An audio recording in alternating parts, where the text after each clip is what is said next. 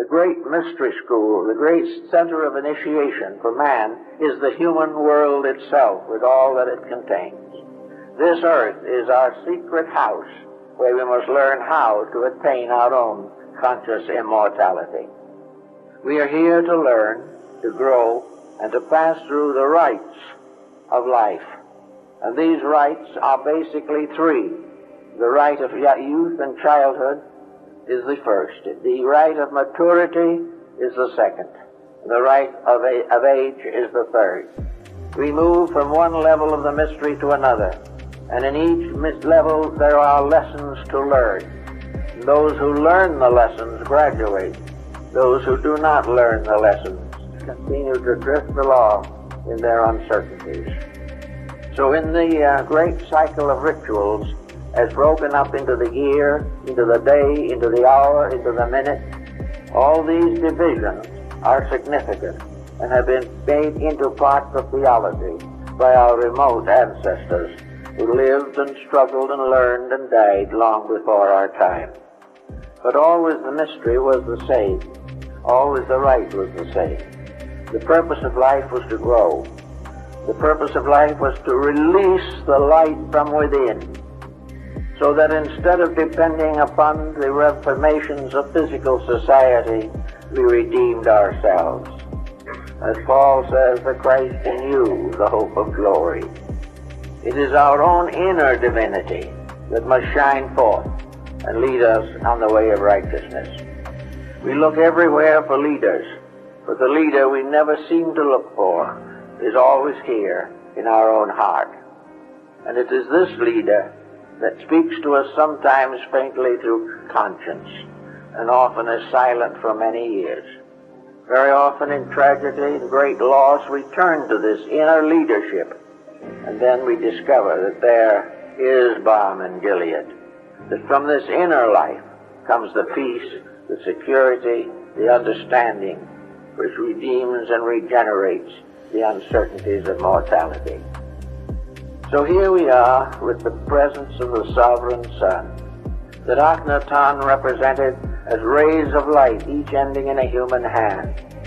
The sun that was no respecter of person, the sun that was not an autocrat, but was as mindful of the sparrow's fall as it was of the collapse of empire. This ever-present, utter intimacy of life, this life which is a seed, so to say, planted in everything, and growing in everything, unless the thing in which it grows turns against it. And all this life has no cash value. It is far more important. We cannot buy it, we cannot sell it. But we can bestow something of it from our own hearts if we so desire. We can comfort, we can help to enlighten, we can serve generously the needs of life. But we cannot buy or sell the light of heaven. It does not come out of our intellectualism. It does not come out of our materialism. It is not to be found in the laboratories of science. But the base materials of it are everywhere. And there is nothing that man ever learns, ever studies, or ever believes that in one way or another is not an instrument of eternal light. So on Christmas we come when the sun moves northward, when the darkness of winter begins to break, and we look forward to the promise of another day.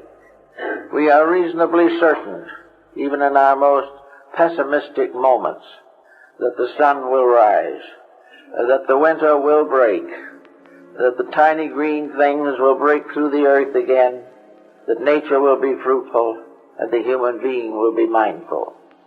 All these changes are part of a great procedure, a great process. And this process is mentioned in the story of the mysteries of the pyramid, in the house of the hidden places. The pyramid is the symbol of this earth, for its chambers and its inner parts are also symbols of the mysteries of our physical existence. Every mood we have is a room. Every conviction that we nourish puts walls around us or opens them. Every wall is either a divider or a protector. Everything we do has in some way a sacred significance, either directly or by lesson. We learn by doing it well, we learn by doing it poorly. In both cases, learning is inevitable. So as we stand now on the dawn of a very difficult age, a time in which most of our hopes are clouded by the uncertainties that are occurring, when it's sometimes very difficult to keep faith with Providence, to keep our hearts and minds dedicated to those values which are so necessary. These days, to understand the mystery of the annual birth of the sun, it seems to be especially important. In a few days now, the sun will move northward. When it does so, it will give us the promise of another year. We will make our mistakes, but the grass will grow. We can make all the mistakes we want, but the birds will sing. And we will also make terrible times, but little lives will come into birth through us. Everywhere the great plan goes on, and the human being either forwards it or detracts from its fulfillment. But no matter what we do, good, bad, or indifferent, the great plan goes on. It is larger and deeper and more mysterious than any obstacle that we can build against it. It goes on fulfilling itself. In old times, the priesthoods of the ancients were groups of dedicated persons united to help the good word go on, to help to make life rich, to bring new persons to the understanding of the great integrities of existence. And out of all these integrities, we've had the commandments of every culture, laws of ethics, rules, rites, ceremonies. And in ancient times, people were a little bit intimidated because they were told that if they broke these rules, they would suffer. Now, the suffering usually consisted in being rejected by their fellow citizens, but this was not the real meaning of it, or the significance of it. Those who break the rules suffer because they have broken the rules. They suffer because it is inevitable that when we are not consistent with the laws of that light in which we exist, when we cut it off, when we turn our backs to it, when we deny it, or try to corrupt and pervert it into some selfish purpose of our own, then we bring down the strange power that changes the light, as Bailey says, into a consuming fire. Therefore, light is the basis of our growth, and fire is the basis of our purification, as the alchemist pointed out. Every day we are here, we are being tested, not based by some arbitrary power, but by our own needs. Within ourselves there are hungers, there are pains, there are mistakes that we constantly suffer from. We wish we didn't make them, but we do. We wish we could get over making them. We can, but we may not. Actually, the whole of our existence is a great initiation ritual. And the grand master of the mysteries is the sun, the great hierophant who controls all the rites and all the symbols. Not the visible sun as we see it in the sky, but as what the Emperor Julianus called the mystery of the sovereign sun and the mother of the gods. The sovereign sun is the ruler whose laws cannot be disobeyed. This is a luminosity. We do not see its principles. But the whole mystery of light is, as Newton found out, completely mathematical, completely lawful. In light is all things. And this light that comes from above, reflected through all forms of creation, turned and crossed over the orbit of the moon, and finally coming down to our earth. This light is a complete work in itself. It is a manuscript with more pages than have ever been written. It is a teacher that teaches more than any sage has ever known. It is a parent more intimate, more kindly, more loving than any physical parent can possibly be. and out of the great eternity of condition, out of the infinite number of things that must be rectified, in this light there is nothing failing, nothing overlooked. The light can reach to the furthest star and into the soul of the tiniest grain of sand. All of it is part of the tremendous dynamic effulgency of this light content. It is something that is so tremendous that we can only see the fringes of its robes. Its own substance is beyond us. So on Christmas Day we worship, venerate, or adore, in one form or another, by one faith or another, by one system or another, the same mystery, the infinite blessing of God's gift of life, of light, of hope, of faith. And these things are indigenous. They are within us. They are not something that have to be taken out of the pages of a holy book. They are in our own hearts. They are available to us at all times. But we celebrate this availability by the great birth of light at Christmas and the resurrection of light at Easter. These are the ancient ceremonies, the ancient symbols. And now, with all the problems that we face, it is necessary for us to begin to examine a few of these things. We are surrounded by an infinite amount of abuse. Every resource we have is being threatened. The peace and happiness of mankind is in doubt. We are very much aware of our infirmities, but not aware of the remedy. The remedy lies in the very fact of light itself. It lies in the fact that our adoration for the eternal should be so much greater than our fear of the temporal, that we cannot be moved from the foundation of gratitude, understanding, love, and obedience. The laws of life is like a parent. We must obey. We must, in one way or another, keep the rules of the game. When we do, we are in a magnificent life of peace and security. When we break the rules, disaster descends upon us. We are beginning now, after a number of years of disaster, to consider this matter. We are beginning to feel that there's some relationship between the sky and the infinite and the stars and the sun and the moon and our little puny existence down here on a little bulb rolling through space. We begin to realize that we are citizens of a vast universe whose rules we must obey. And we are here not simply to conquer this universe. We are here not to take its resources and exploit them. We are not here to get rich of what nature has provided.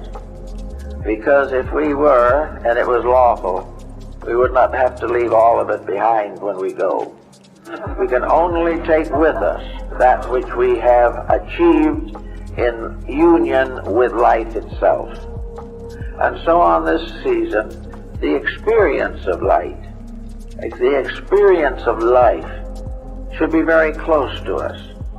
And it is properly represented by generosity, by the individual sharing instead of hoarding, the individual giving instead of taking, the individual who realizes that it is better to love than to be loved. This all is part of a great story, a great reality. And the whole hope, the whole principle of it, the whole privilege of it, is returned to us through the mystery of the winter solstice. Here, a necessary extra something is bestowed. In the winter, the world is like the body of things. It is like our physical bodies. In the darkness of winter, the bodies become objects of fear, the objects of abuse, the objects of terror, and crime stalks the darkness. In the light, however, the body becomes a symbol of radiance and luminosity. If we are limited to the body, we dwell in night. If we sustain our realities and survive the mysteries of our problems, then we ascend from body into unity with life itself. There is only one life. Therefore, there can be only one creature. And all the infinite diversities that we know, from the greatest to the smallest, are parts of one eternal family. A family that is forever here. A family in which we can have good relations or bad relations according to our own conduct. This is a family which we have not yet discovered to be a brotherhood or a sisterhood. We are not sure that those far away understand us, and probably they don't. But it is also true that the law says they must, and we must. There is no end to problem, no solution to the mystery of existence, except the restoration of the unity of life and the realization of the oneness of all created things. This means that all our natural resources must be used lovingly and unselfishly, that we are not permitted by nature to amass anything that is destructive to another person, that we are not allowed to be selfish with impunity. Everywhere we turn, the law works, and the law is love. And without that law, the great realities can never be revealed to us. We will invent many things and abuse them because we have no love. We will do much in research into the depths of nature, but it will be for profit and not for principle, and all will fail. Every device that we invent as a commodity, a convenience, or a new revelation of skills will remain a danger, a hazard, and a constant problem until it is used as the eternal demands that it be used. We cannot use it any other way and survive. And we have to do the same thing with our own lives. If we maintain our grudges and antagonisms, if we find a certain satisfaction in hurting the feelings of others, if we blame others for all our troubles and all our misfortunes, and pass on to other public officials answers that we must find for ourselves, these can continue to be a problem. We cannot be saved by government, but we can gradually restore the government of the eternal over the temporal. We can restore the government of light. And Timur Shah, the great Muslim conqueror, whom we know as Tamerlane, when he became master of the world at his time, he called in his sage and his astronomer and said, I want you to design for me a government based entirely upon the government of the heavens. I want to have a cabinet, I want to have a solar system of leaders, I want constellations of technicians and of skilled people. I want everything there is in the solar system set forth as a department of human society. It was a great challenge, but there was something in it that probably even Tamerlane did not understand. But the mysterious dark sage who he communicated with set him up a pattern that did survive for some time. A pattern based upon the fact that all parts of a solar system or all parts of a government must be united in a common purpose, and that all of the different branches must be equally enlightened, equally dedicated, and equally desirous of sharing all that is necessary for the common good. This was a great idea and a great challenge, but it comes back to us today. We are gradually, in spite of ourselves, deciding to return the world to its creator. We cannot handle the situation. We were never intended to.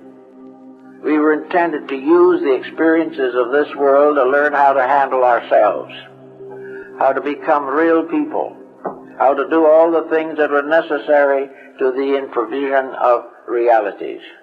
And in failing to do this, we have come in time to a grave difficulty. And so on Christmas at this time, we hope that each one of you will be given special consideration to the problem of growth. That by the time we get around to next Christmas, there will be more stars in the terrestrial firmament, that more people will be bound together by the great truths of life. Otherwise, we will find a very strange chemistry occurring. We will find that the instruments for the manifestation of life will gradually deteriorate. The channels will no longer be clear. There will be various stoppages. There will be cholesterol in the psychological arteries of humanity.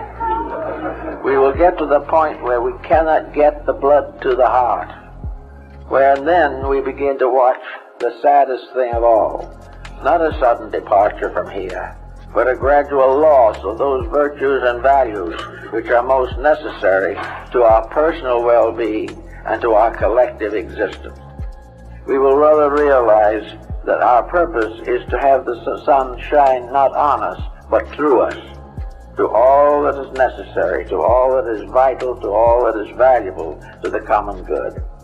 So to grow up each year with the sun is very important, so that each year we become a little wiser, a little happier, and a little stronger, and more inclined to offer thanks and our various offerings to the sovereign sun. And then when we come finally to the summer solstice, and it begins to fade again, then we suddenly have another descriptive thought. As the sun slowly fades into the winter, it leaves us standing on our own feet. As it grows less day by day, we must supplement this loss through our own insights. If it is possible to recognize that in winter people who are poverty-stricken need help in the form of clothing and food because the seasons are too inclement, in the same way, the soul, functioning in its own needs, requires a little more of our giving, for the great sovereignty of the sun fades a little from us.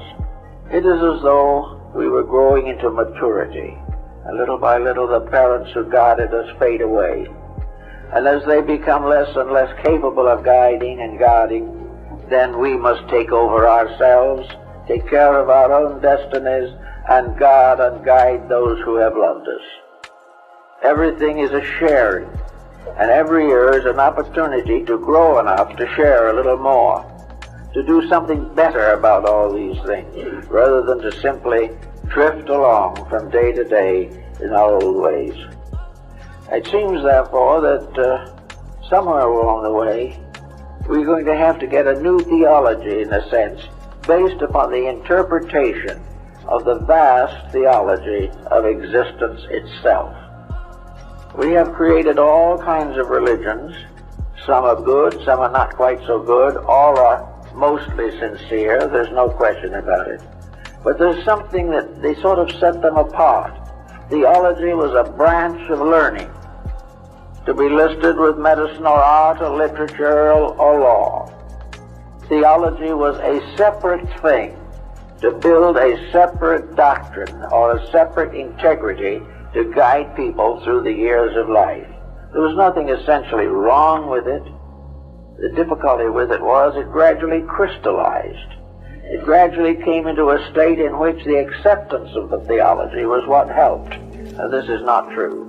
It is the living of it. It is the exploring of it. It is the divine examination of all these different values. And the real purpose of theology is to form a ladder up which man can step rung by rung until he can come face to face with reality itself.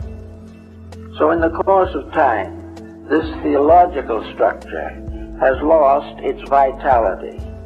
It has lost the realization that it was a science of salvation, not merely a series of beliefs, and that when two or more religions lock in sometime kind of horrible animosity, each one claiming to be more kindly than the other, and committing every conceivable crime in the name of the God of love. If this type of thing happens, gradually, little people, ordinary folks, are going to begin to see through the situation. They're going to realize more and more that these great formal structures are crystallized into patterns. Some of these patterns are good. There's no reason why we shouldn't follow the faith of our fathers if we so inclined. But we should take that faith as a means of discovering the faith of our one Father, the eternal light from which we come. We must keep faith with truth and life, not merely with an assortment of opinions and beliefs. We must take no shortcuts. We must not try to join something that will save us from our miseries without improving our natures. Everything must be done lawfully and properly. Man is rewarded for his works and not for his promises. He is rewarded for his deeds and not for his pretensions. Each person in his own way is a traveler toward the light. And that light cannot be taken from him. It cannot be obscured by any physical phenomena. It could not even be destroyed or obscured if the planet Earth itself dissolved, because this light is eternal. And that which becomes one with it gains eternity with it. That which comes to see it shares it. And little by little the individual who saw only his own backyard gradually begins to see his neighbor's life, then his country's life, then the world life. Everything comes as the person gains through the experiences of the testing of beliefs with love and understanding. And one of the problems that we have had is the importance of travel. People who have seen other faiths have a better understanding than those who have been locked always in their own. The more we experience or see or behold or appreciate the dedications, the convictions, the ideals of other people, other nations and other races, the more we suddenly come to realize that all these faiths are one faith, separated only by geography and language. The real facts are always the same, and the facts are the oneness of life, the parenthood of the divine, and the brotherhood of humanity. These are the great truths. These are the things that we should think about a little bit as we come to the Christmas season. For we are about to be given a new opportunity to grow. The gates of the temple will open again, and the processions of the initiates will enter in to experience more testing, more trials, more proofs of integrity. And as their proofs improve, as they show themselves to be more and more worthy, the secrets of the eternal will flow through them. The more we become enlightened and awake inwardly, the more we will understand of the universe. The more the great truths of life will shine through to strengthen us and create in us a positive dedication. There are some interesting patterns and things that have come down to us from the ancients, including these various rituals, most of which tell us definitely that all ritualism is merely a symbol of life process. Rituals are things that life passes through in the process of becoming, and later in the process of bestowing. These two great processes work together. The child born into the world, even in infancy, is passing through initiations. The initiation of learning to walk, the initiation of learning to cry, the initiation of depending upon the love of parents and bestowing from itself a strange trustfulness which has not been destroyed by sophistication or abuse. The child's perfect acceptance of life reminds us of primitive society that in the beginning did not have the type of mind that censored divided, was suspicious. And because it was not suspicious, there were no suspicions. The whole thing developed within that child itself. Then came the second initiation into the mysteries, and that was growth. Here we find the child faced by the gradual dawning of its own vital resources. Here we find the child going to school, facing education, facing the various dangers and hazards of gradual acceptance into physical society. Here the child passes through so-called childhood diseases, and most people have them philosophically and religiously also.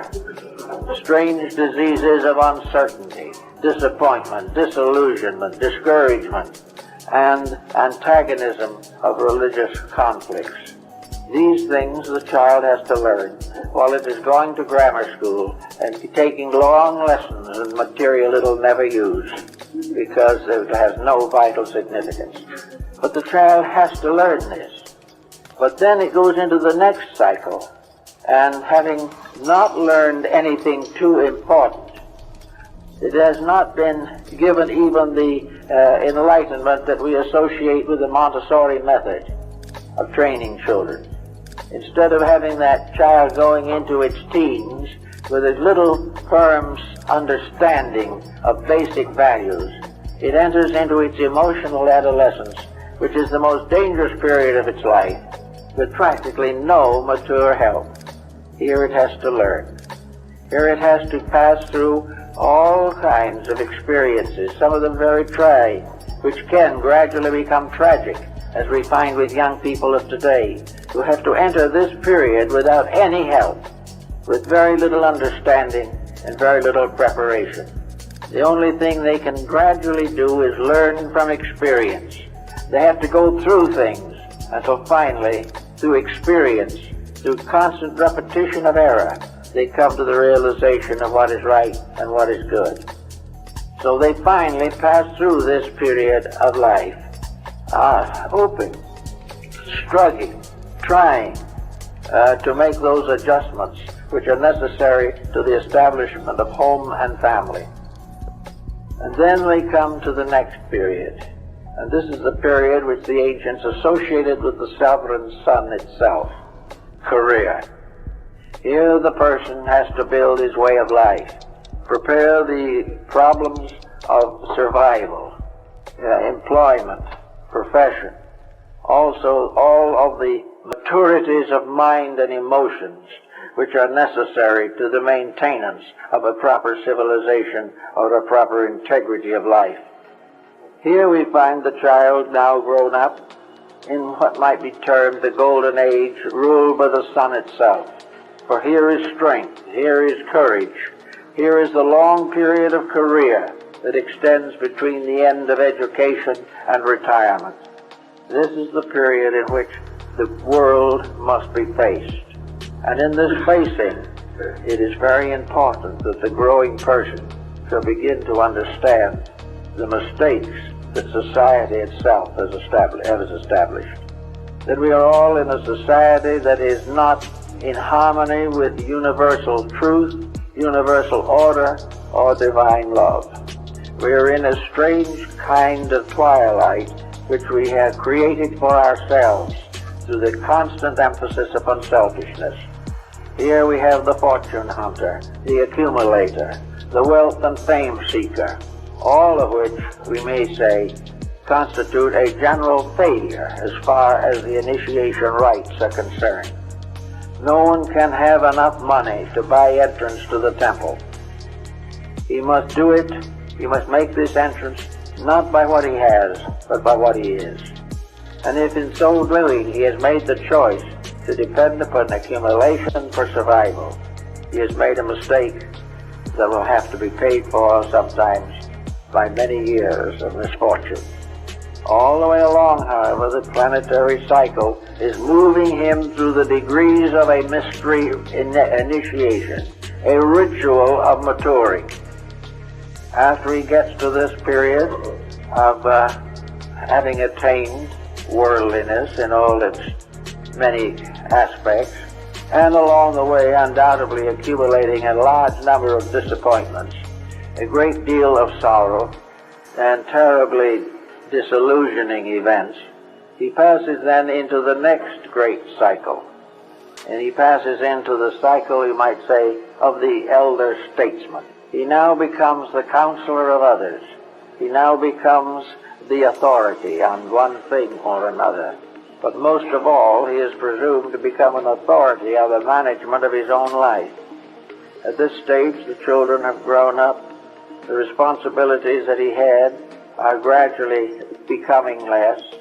And there is a constantly unfolding realization that there is something more important than this little life that he has been satisfied to waste or use in one way or another. So here comes a little bit of judgment, a little bit of thought, a little search for wisdom, a turning back to religion after a life of materialism. And there is society doing the same thing as it is today, turning back to religion after a great outburst of scientific materialism. Little by little, the mind matures as much as it can. It benefits to whatever measure it can benefit from the experiences of life. But along the way, it has failed largely to accumulate the various details of procedure which would have made it easier. There has been no definite study, no definite consideration until the emergency arose. I remember an emergency of this kind that came to my attention many years ago. A young man in his early 40s, with a beautiful family, all the physical needs of life, a workable profession that was honorable and sufficient, dying. I was with him when he passed. He was a complete materialist. So he said, before he went, so we had a little talk, and when we finished the talk, he died. But he said, why have I no faith? I need faith, but I haven't got it. I don't know what to do. I don't know why I exist. I don't know why I'm going. I'm leaving everything that's dear and near to me. I want to see my children grow up. I want to see my wife happy. But now it's all taken away. There's nothing, and I don't know why. Now, for a man to graduate from a great university, have a successful business and a happy home, and be unable to answer any of those questions is an indictment of our society. It is something that is almost incomprehensible, that a person can be called educated and be profoundly ignorant about all the personal values of life. How can a person who knows, as we all know, that we must leave this world, make no preparation for the journey?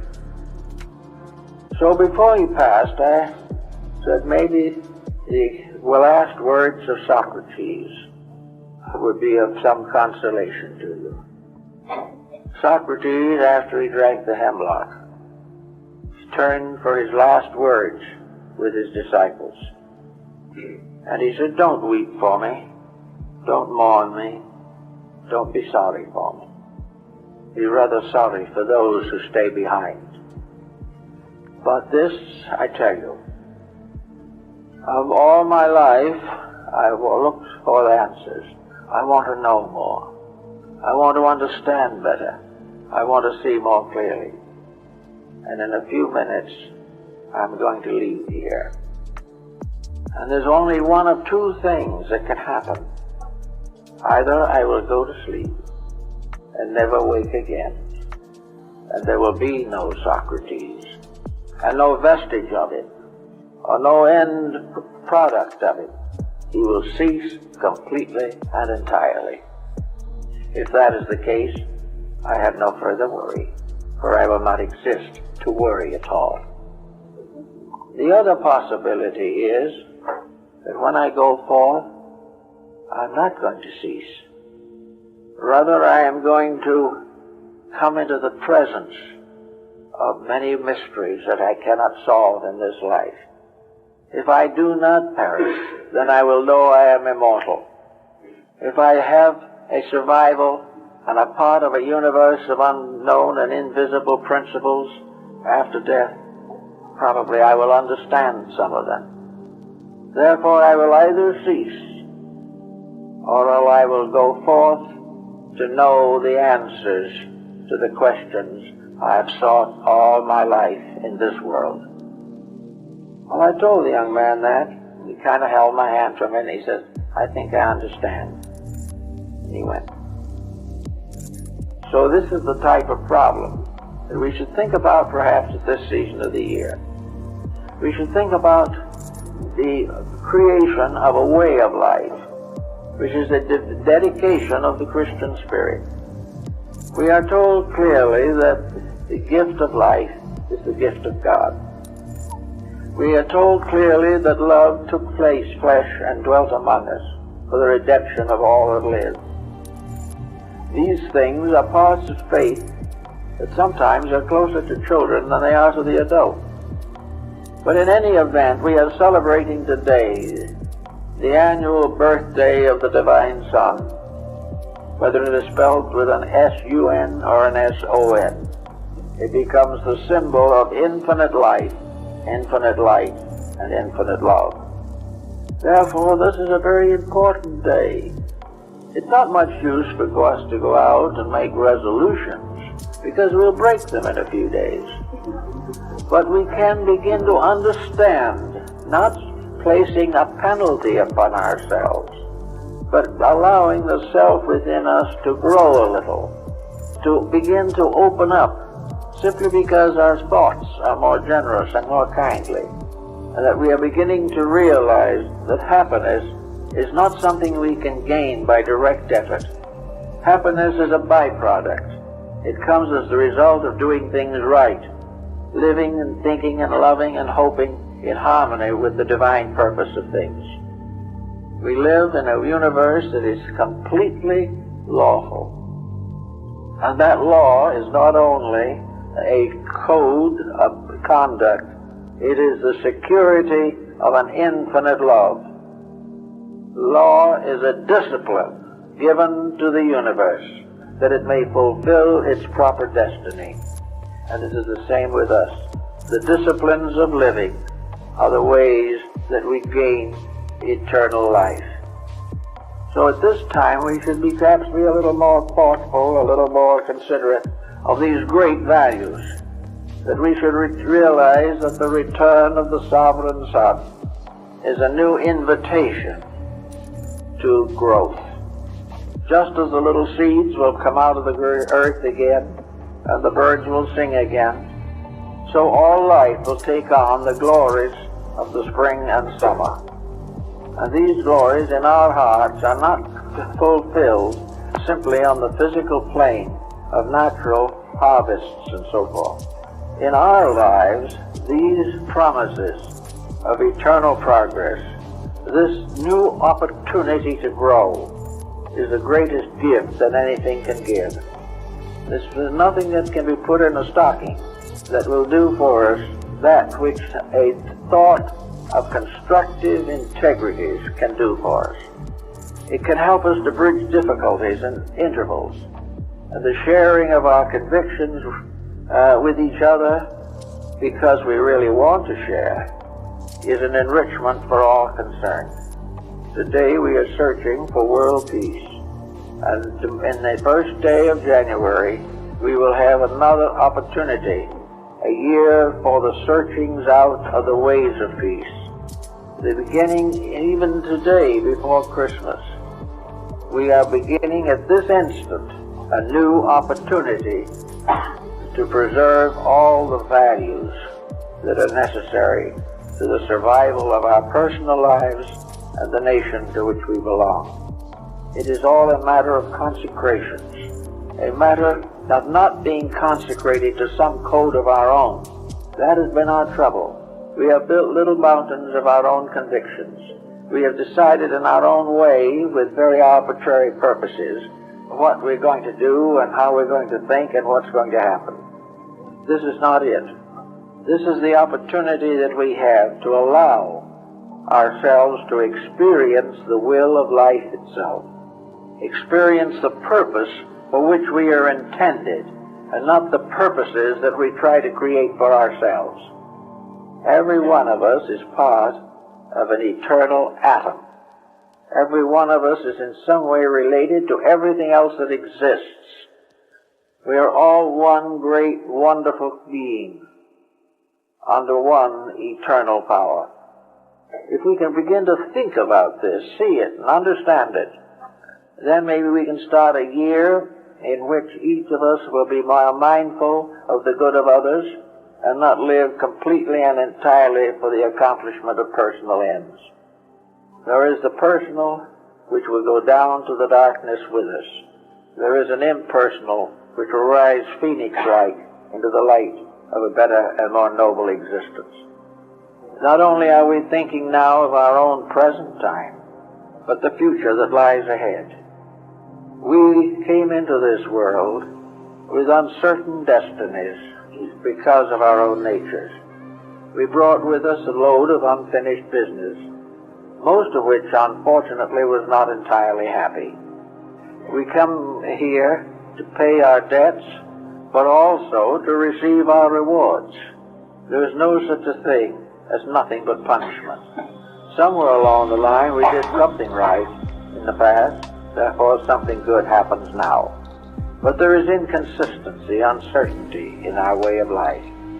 It is therefore very important for us to begin to live better now, because we have to live with ourselves as long as individuality remains, which is quite a time yet. So we have to be true to ourselves now to be able to live with ourselves later. And the more that we build into our consciousness of that which is right and true and beautiful and useful, the better the future will be. So on Christmas today, and the Christmas day, the little man with the red coat and the white whiskers comes to a kind of happy reminder. Perhaps this little man with the red suit and the white whiskers is also an extended symbol of the sun that is going to bring us another year of joys. It's going to come from the North Pole, which is pretty good astronomy at that. Very much. For in the old systems, the wheel of the zodiac was placed with Capricorn at the midheaven and Cancer at the nadir. Therefore, the little man that comes from the far north can be a symbol of the earth deity of the ancient Egyptians, a little rotund creature that brought the toys to children, because the Egyptians also celebrated Christmas, and they did it as we did, with little stone dolls and little toys and gifts and little presents of clothing and jewelry and things. But this also came from the great north, the symbol of the unknown, the inclination of the plumed helmet of Osiris was the inclination of the earth's axis, exactly as we know it today. So from the north comes the light, the north being in this case the birthplace of the annual sun. So in Capricorn the sun is reborn. It is reborn to shine down over the coming months until finally it reaches the fullness of its summer. Then it begins to retire because it has left behind all that is necessary for the next step in human life, and that is man taking care of himself. Now how does he do this? A farmer can tell you. When the seasons are right, he plants his grain. When the grain is right, he puts the seed away for the next harvest. Then he takes and stores away the food for the winter. Every prudent person is storing something for the winter, because he does not wish to consider that he has been improvident. So the individual who stores up his own integrities, who has lived a little better during the year, who has done a little good to others, has put away something for the winter. So that as the light of the common sun is dimmed, the light in our own hearts grows brighter, and we can definitely see and experience the inner light. This the Egyptians also believed. For they believed that when the Horus was not visible in the great ship of the sun, he was still there. And Epiurius, in his Metamorphosis, the great story of his initiation rite, the candidate in the mysteries, sees the sun shining underneath his feet. This is a peculiar statement connected with the initiation rites. But because he has been taken in darkness from the outside world to the darkness of the inner world, but he sees even in the darkness of the inner world that the light is shining beneath his feet. That is, the light is shining from the earth when it is not shining from the heavens. And therefore it is shining from man when it is not shining from nature. And man becomes the sun, and becomes the sovereign sun himself. And by his own light he brings nourishment, life, hope, happiness, growth, security to his own kind. In winter, the individual has his chance to do things. Instead of being required to wait or to hope, or just simply through laziness to consider that he will be taken care of, he comes to a season when he must take care of himself. And the world today is in that season. A season in which we can no longer depend upon the errors of others, or no longer depend upon the corruptions of codes. The light has become a little dim for us now. We are in a winter of our discontent. And in this particular season, the sun, psychologically, is obscured. The sun has gone its eternal way, and we must take over the holding of the light until the next winter solstice. Period from the summer solstice to the winter solstice becomes our responsibility. It is harvesting and conserving and preserving, and the process is represented by the constellation of Virgo with a sheaf of grain, which is a symbol of putting the harvest away. In the spring, heaven bestows. In the fall, man conserves. Little by little, the whole astronomical universe breaks down into a morality that has the most perfect evidence that we can have.